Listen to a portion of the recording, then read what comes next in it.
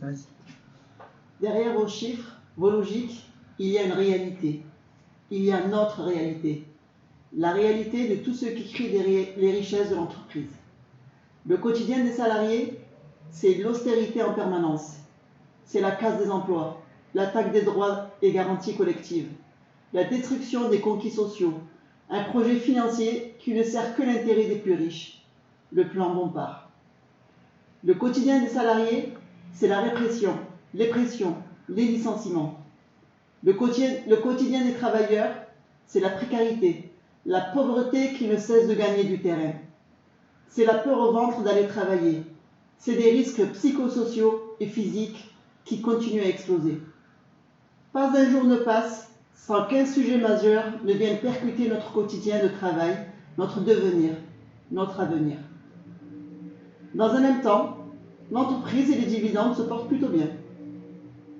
Carrefour continue même, sans aucun scrupule, à dérouler sa politique conforme aux intérêts de Bompard et ses comparses. Une politique servant l'intérêt d'une minorité.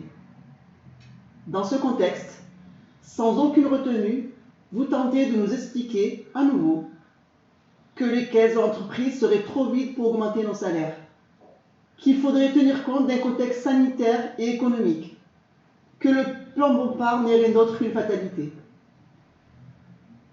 Sachez que nous ne sommes pas dupes et que rien n'est inéluctable. Votre politique au service d'une élite minoritaire, nous, les travailleurs, n'en voulons pas. Cette troisième négociation annuelle n'est autre qu'une énième offensive contre l'intérêt du plus grand nombre, une offensive qui nous est imposée par des critères qui sont ceux de la rentabilité, du profit, du capital. Vos attaques sont claires. Enrichir toujours et toujours plus les actionnaires, le patronat, Bompard. La CGT revendique une augmentation immédiate de 300 € par mois pour chaque niveau.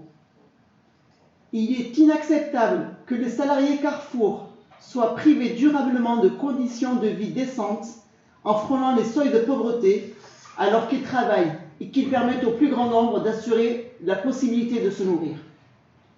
Nous revendiquons également la réinstauration de la prime d'ancienneté, la requalification de la prime de fin d'année en un véritable 13e mois, prenant en compte les 12 derniers mois et non proratisés sur le temps de présence.